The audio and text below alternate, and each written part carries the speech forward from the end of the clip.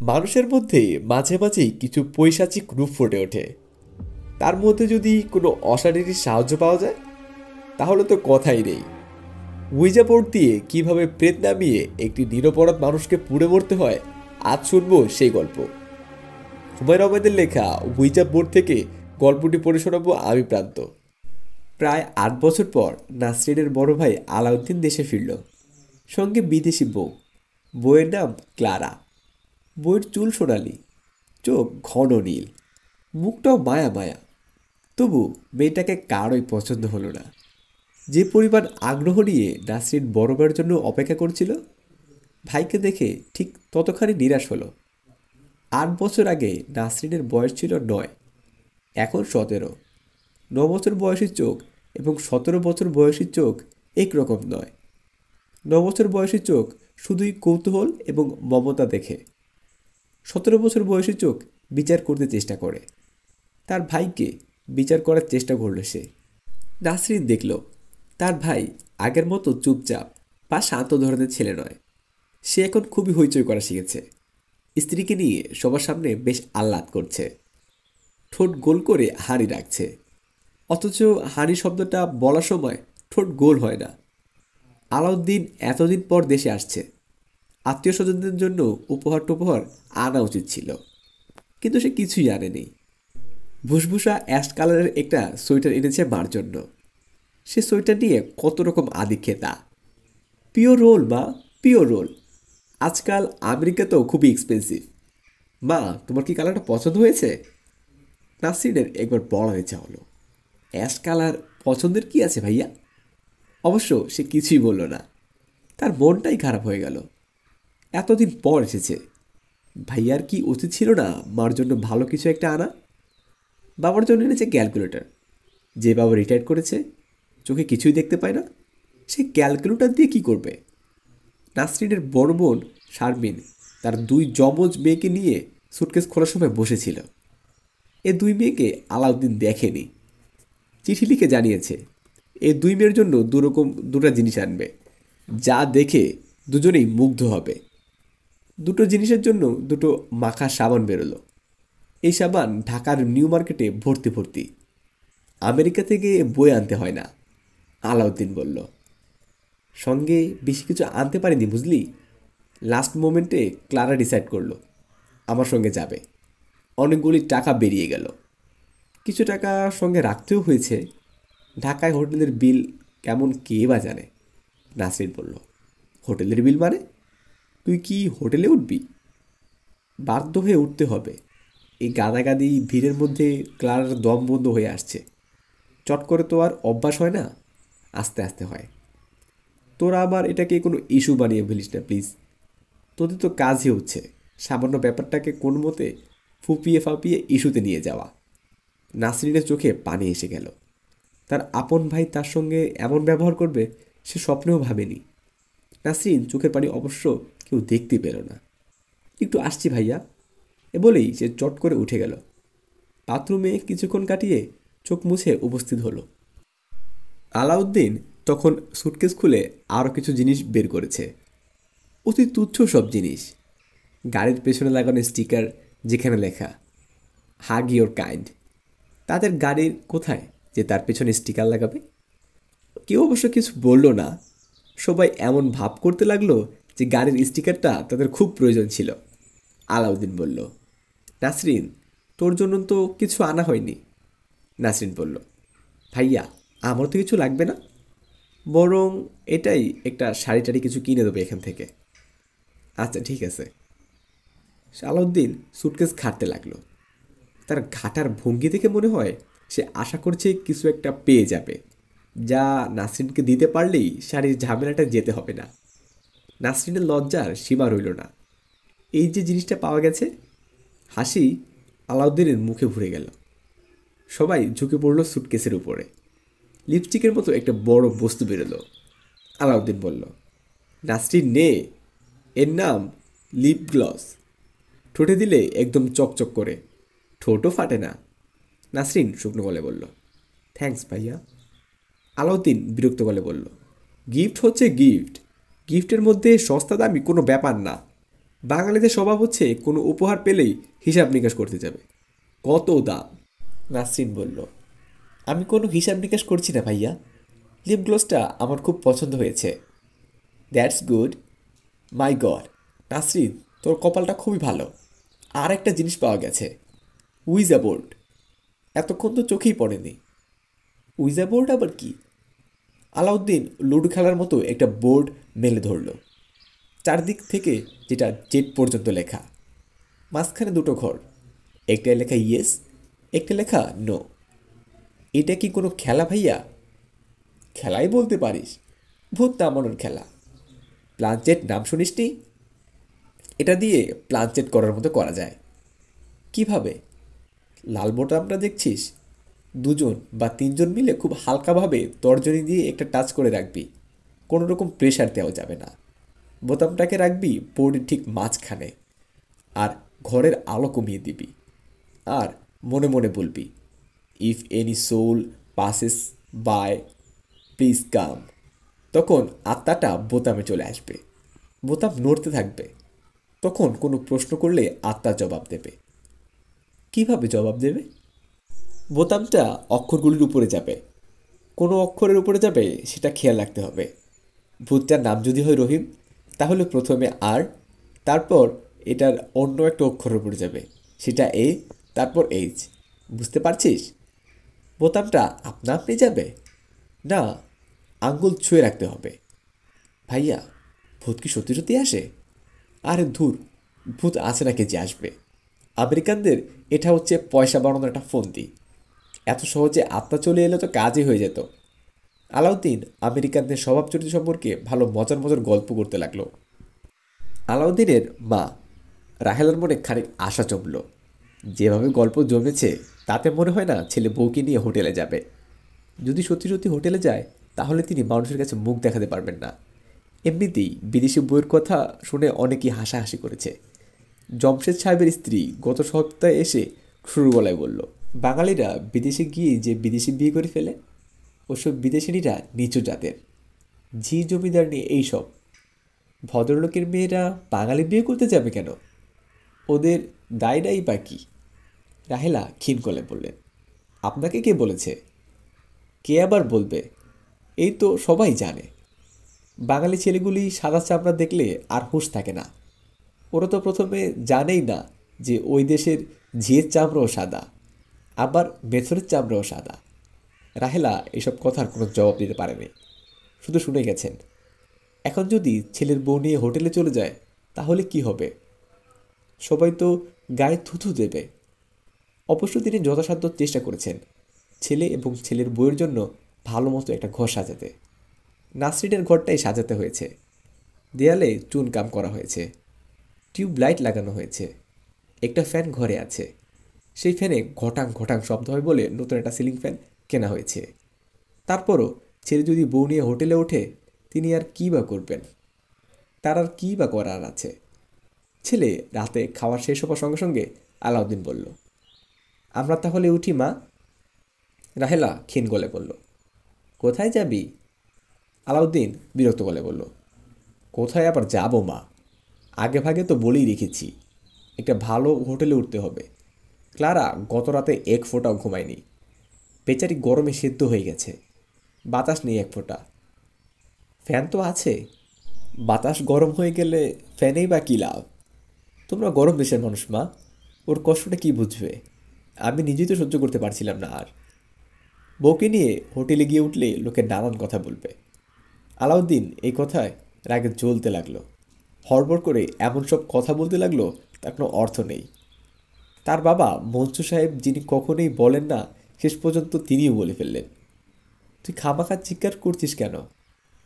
আমি খামাখা চিৎকার করছি? আমি খামাখা চিৎকার করছি? আমি শুধু বলেছি লোকজনের কথা নিয়ে তোমরা নাচানাচি করো কেন? তোমরা যদি না খেয়ে মরো তোমাদের এসে লোকজন খাওয়াবে? প্রতি মাসে $150 যে মানি অর্ডারটা পাও সেটা কি লোকজন দেয়? বলো, দেয় লোকজন? মঞ্চু সাহেব দীর্ঘ নিঃশ্বাস ফেলে সিগারেট ধরিয়ে বললেন, যা, যেখানে যেতে চাস যা। আলাউদ্দিন তিক্ত গলায় বলল, তোমরা ভাবছো ছেলে ঘর ছেড়ে হোটেলে চলে যাচ্ছে, কাজেই ছেলে পর হয়ে গেল? এটা ঠিক না। আমরা কিছুই ভাবছি না। তুই আর ভ্যাজ ভ্যাজ করিস না। মাথা ধরিয়ে দিয়েছিস। মাথা ধরিয়ে দিয়েছি? আমি মাথা ধরিয়ে দিয়েছি? 8 বছর পর ফিরে আসা পুত্রের সঙ্গে দ্বিতীয় রাতেই বাড়ির সদস্যদের সঙ্গে একটা খণ্ডল প্রলয়ের মতো হয়ে গেল।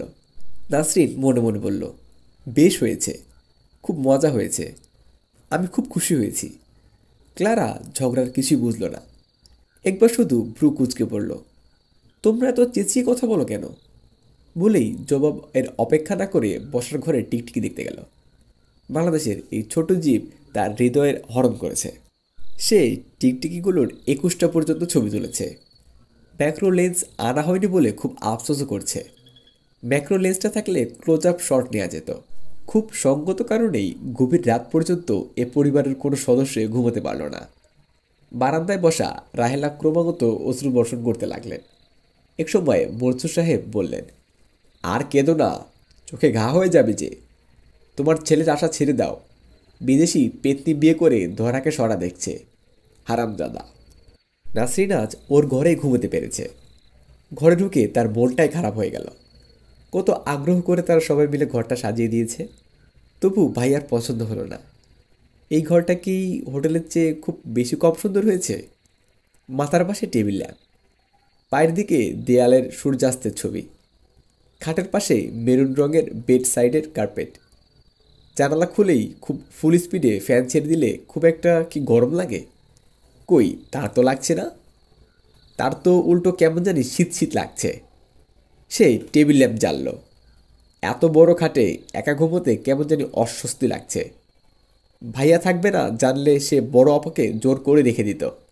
নাসরিন দীর্ঘ নিঃশ্বাস ফেলল। আজ রাতটা তার জন্য খুব খারাপ যেত। আজ রাতে তার কোনো কারণেই ঘুম হবে না। আর একা একা জেগে থাকাও খুব কষ্টের ব্যাপার।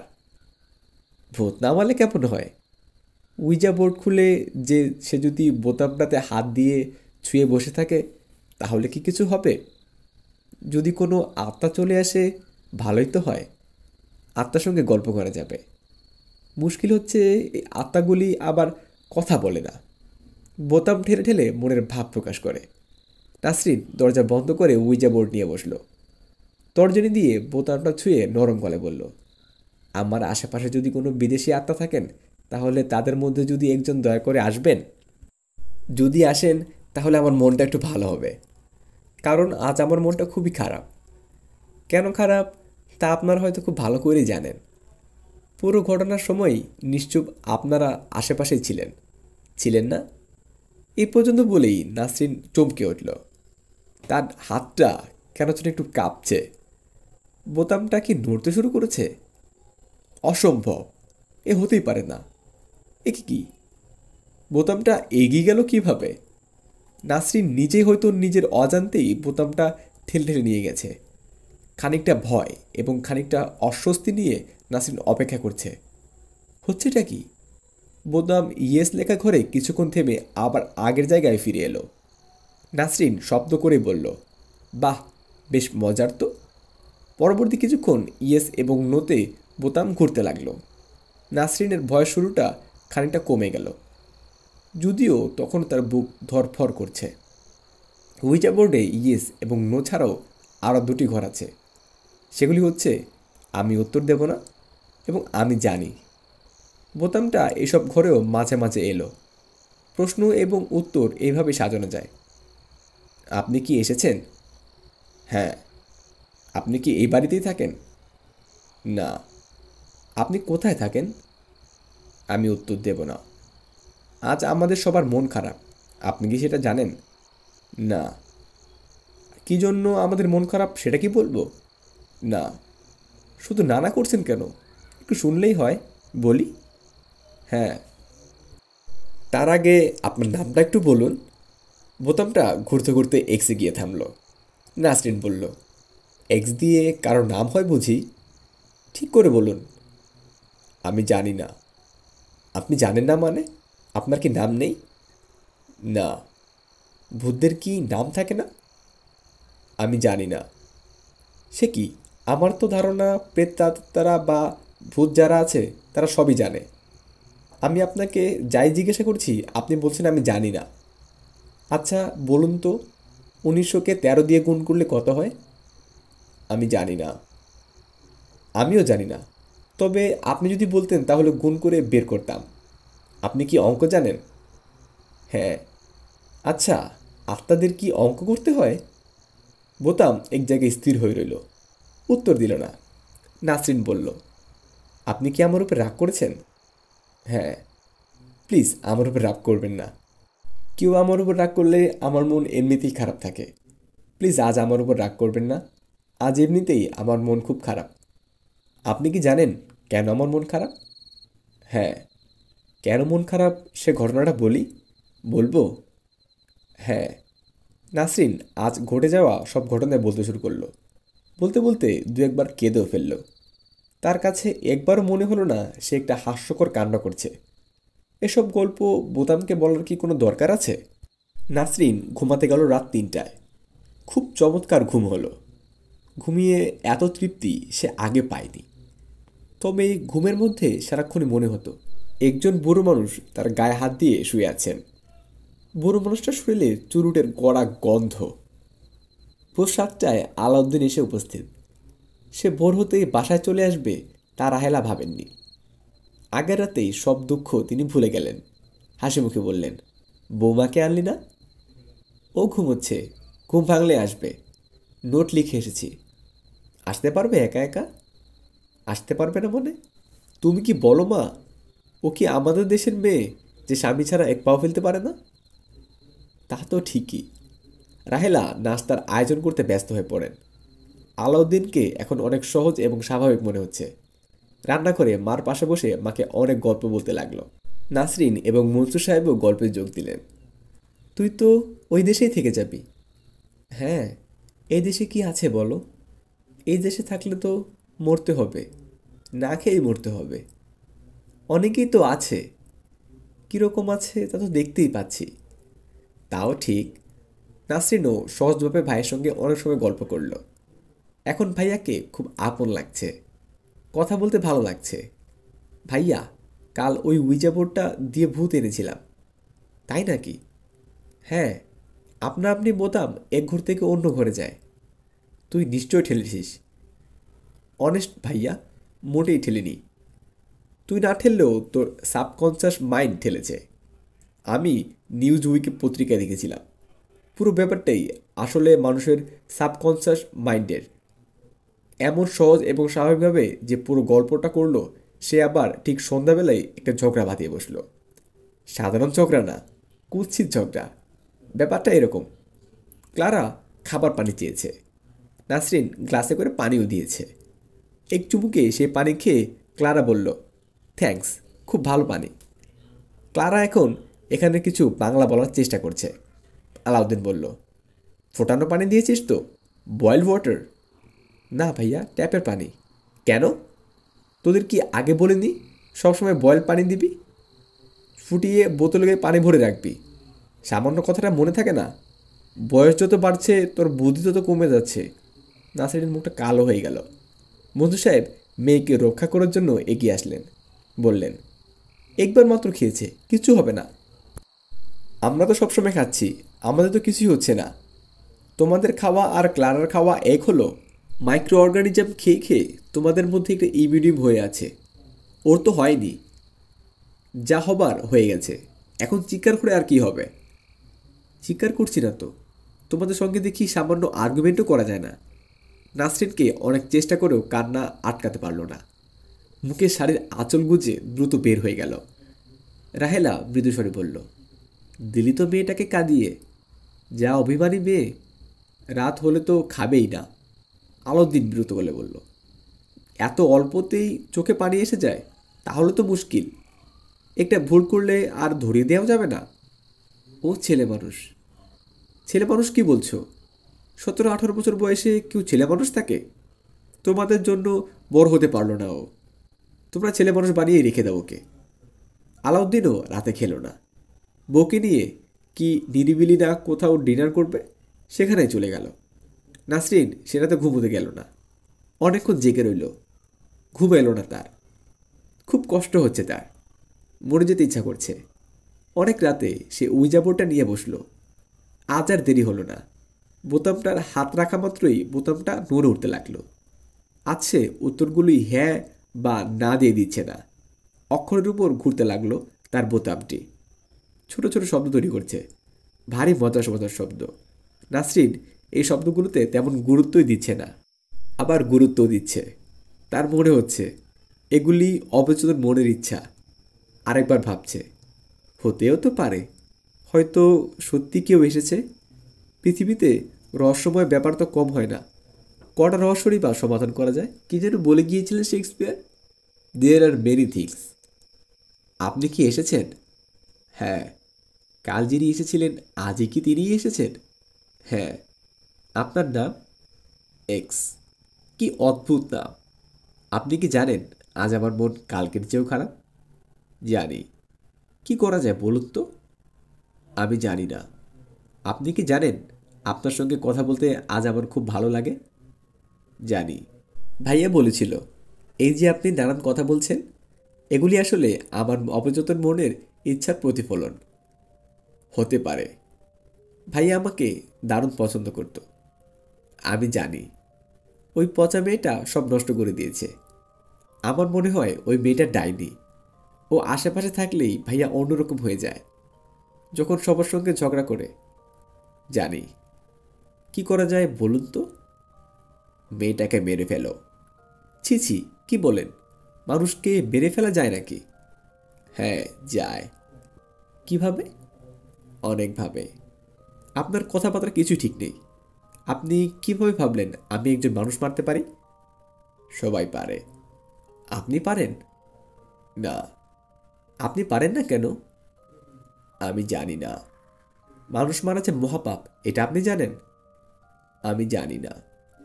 আপনি আসলে কিছুই জানেন না। হতে পারে। তাছাড়া আপনি একটা জিনিস ভুলে যাচ্ছেন। ধরুন আমি ওই পচা মেয়েটাকে মেরে ফেললাম, তখন কি পুলিশ আমাকে ছেড়ে দেবে? আমাকে ধরে নিয়ে ফাঁসিতে ঝুলিয়ে দেবে, দেবে না? তা দিতে পারে। আর ভাইয়ের অবস্থাটা তখন চিন্তা করে দেখুন, কীরকম রাগ করবে। টাকা পয়সাও দেওয়াও বন্ধ করে দেবে। আমরা তখন না খেয়ে মারা যাব। বাবার পয়সার রোজগার নেই বললেই চলে। আমাদের ব্যাংকে টাকা পয়সা নেই। ভাইয়া প্রতি মাসে যে টাকাটা পাঠায় ওটা দিয়েই আমরা চলি। ভাইয়া প্রতি মাসে কত ডলার পাঠায় বলুন তো? আমি জানি না। $100। $100 বাংলাদেশি কত টাকা হয় তা জানেন? না। বেশি না, 3,500। মা এবার কি ঠিক করে রেখেছে জানেন? না। মা এবার ঠিক করে রেখেছেন ভাইয়াকে বলবে আরও কিছু বেশি টাকা পাঠাতে। $100 হচ্ছে না, জিনিসপত্রের যা দাম। আপনার তো আর কোনো কিছু কিনতে হয় না, আপনারা সুখেই আছেন, তাই না? আমি জানি না। আচ্ছা, আপনার কি মনে হয় ভাইয়া কি টাকার পরিমাণ বাড়াবে? আমি জানি না। না বাড়ালে আমাদের খুব কষ্টের মধ্যে পড়তে হবে। আমার কেন যেন মনে হচ্ছে বাড়াবে না। বিয়ে করেছে, খরচ বেড়েছে, তাই না?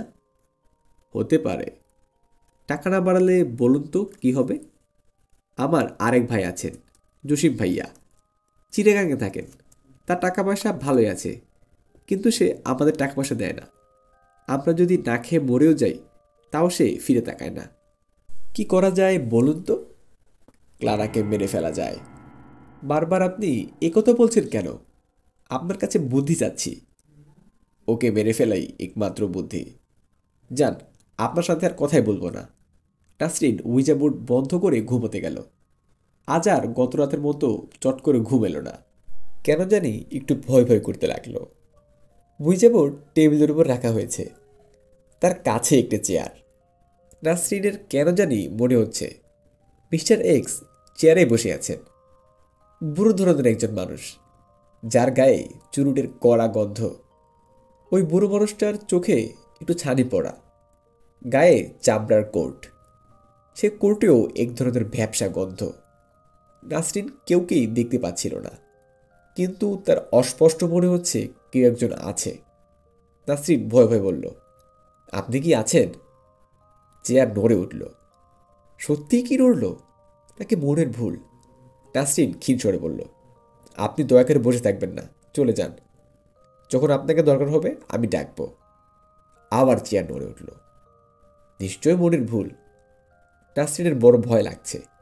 জুন মাসের এই প্রচণ্ডের গরমের রাতেও তার একটা চাদরে সারা শরীর ঢেকে শুয়ে রইল সে। ঘুম এলো একবার শেষ রাতে, তাও গাঢ় ঘুম নয়, আজে বাজে স্বপ্ন। একটা স্বপ্ন তো খুবই ভয়ঙ্কর। তার শাড়িতে দাউ দাউ করে আগুন জ্বলছে। সে অনেক চেষ্টা করছে আগুন নেভাতে, পারছে না। যতই চেষ্টা করছে আগুন আরও ছড়িয়ে পড়ছে।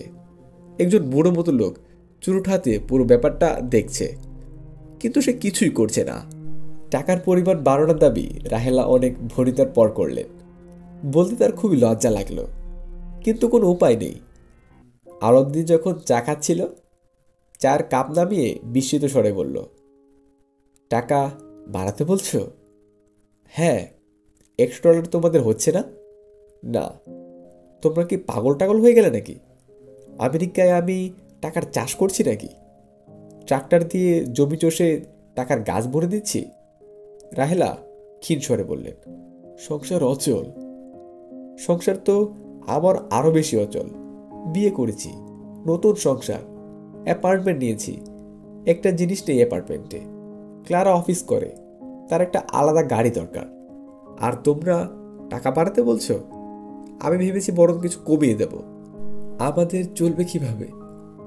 জসিম ভাইকে বলল, তারও তো একটা দায়িত্ব আছে। সে তো গায়ে ফু দিয়ে ঘুরছে।